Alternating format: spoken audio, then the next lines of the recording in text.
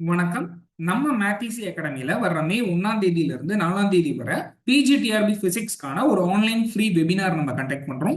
இங்க உங்களுக்கு 4 different concepts எடுத்து அதை இன்டெப்தா நம்ம டீச் பண்ண போறோம். ஸோ இந்த வெபினார்ல நீங்க ஜாயின் பண்ணணும்னு விரும்புனீங்க அப்படின்னா கீழே டிஸ்கிரிப்ஷன்ல இருக்க வாட்ஸ்அப் குரூப்க்கான லிங்கை கிளிக் பண்ணி அதில் ஜாயின் பண்ணிக்கோங்க.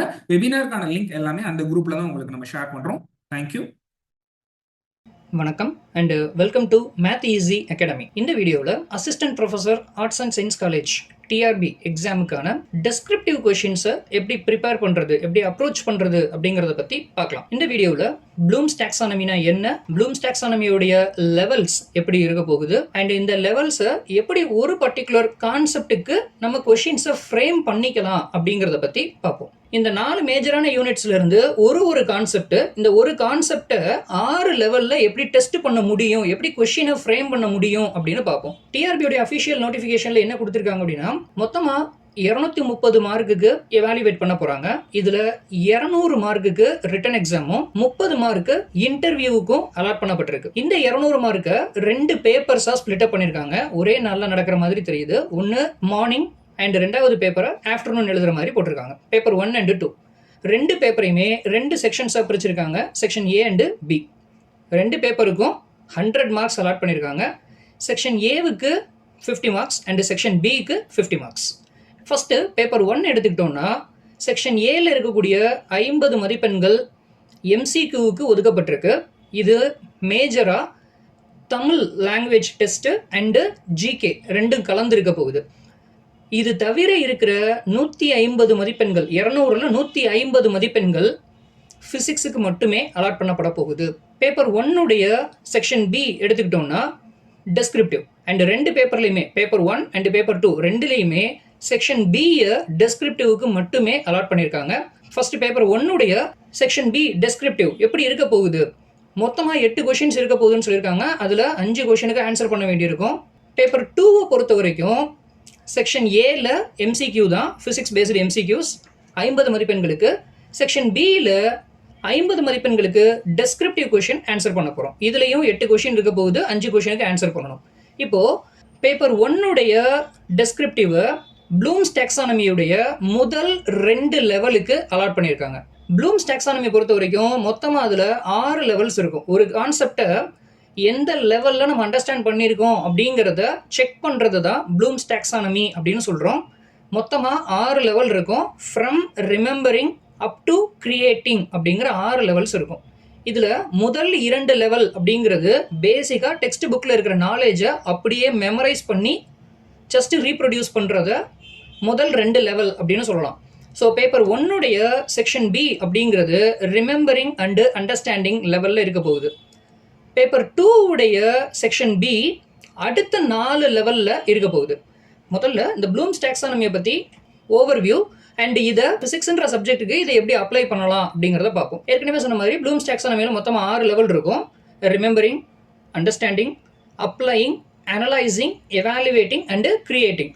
ஒரு பர்டிகுலர் கான்செப்டை நீங்கள் ரிமெம்பரிங் லெவலில் இருந்து கிரியேட்டிங் லெவல் வரைக்கும் நம்மளுடைய நாலேஜை எவாலுவேட் பண்ணுற சிஸ்டத்தை தான் ப்ளூம்ஸ் டாக்ஸானமி அப்படின்னு சொல்கிறோம். எப்படி? Through action verbs or keywords அப்படிங்கிறது மூலமாக 6 வழிகளில் ஒரு கான்செப்டை எந்த அளவுக்கு புரிஞ்சிருக்கோம் அப்படிங்கிறத டெஸ்ட் பண்ண முடியும். உதாரணத்துக்கு ரிமெம்பரிங் அப்படிங்கிற லெவலில் ஏற்கனவே சொன்ன மாதிரி ரிமெம்பரிங் அண்ட் அண்டர்ஸ்டாண்டிங் இந்த 2 லெவலும் பேப்பர் 1உடைய section B, applying, analysing, evaluating, creating.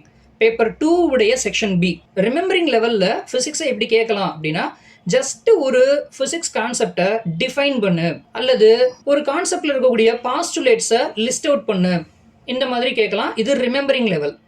Understanding level அப்படிங்கிறது ஒரு பர்டிகுலர் பிரின்சிபிளை ஜஸ்ட் எக்ஸ்பிளைன் பண்ணுங்க, ஒரு லாவை ஸ்டேட் பண்ணுங்க.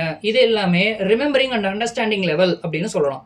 ஸோ இந்த லெவலில் தான் பேப்பர் 1உடைய செக்ஷன் பி இருக்க போகுது. பேப்பர் 2உடைய செக்ஷன் பியை பொறுத்த வரைக்கும் அப்ளையிங் அப்படின்னா ஒரு ஃபார்முலாவை எடுத்துக்கிட்டு இதை அப்ளை பண்ணி ஏதாவது ஒரு விஷயத்தை ஃபைண்ட் அவுட் பண்ணுறது, லைக் கால்குலேட், ப்ரிடிக்ட் அந்த மாதிரி வரும். அனலைசிங் அப்படின்னு எடுத்துக்கிட்டோம்னா 2 வேற கான்செப்டை எடுத்துக்கிட்டு இது 2ஐயும் கம்பேர் பண்ணுறது, ஒன்னோட ஒன்று எந்த அளவுக்கு பொருந்தி போகுது, இல்லை கான்ட்ராஸ்டாக இருக்கா அப்படிங்கிறத அனலைஸ் பண்ணுறதுனால அதுக்கு பேர் அனலைசிங் அப்படின்னு சொல்கிறோம்.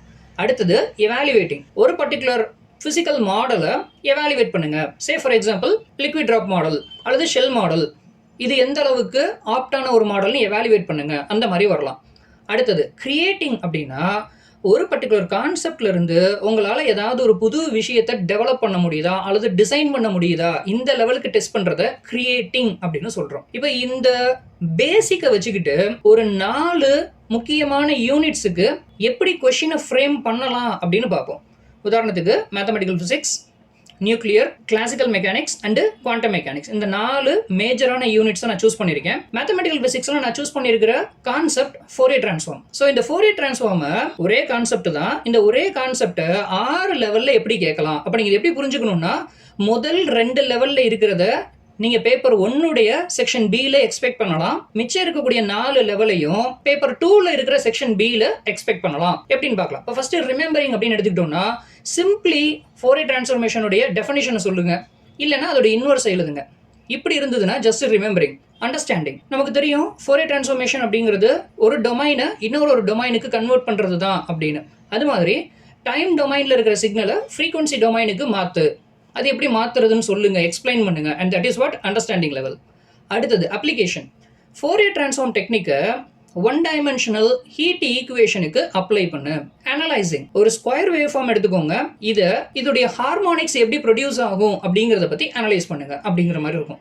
Evaluating, Fourier transform, Laplace transform, இந்த 2ல் எது பார்ஷியல் டிஃபரன்ஷியல் ஈக்குவேஷன்ஸை சால்வ் பண்ணுறதுல எஃபெக்டிவாக இருக்கும்.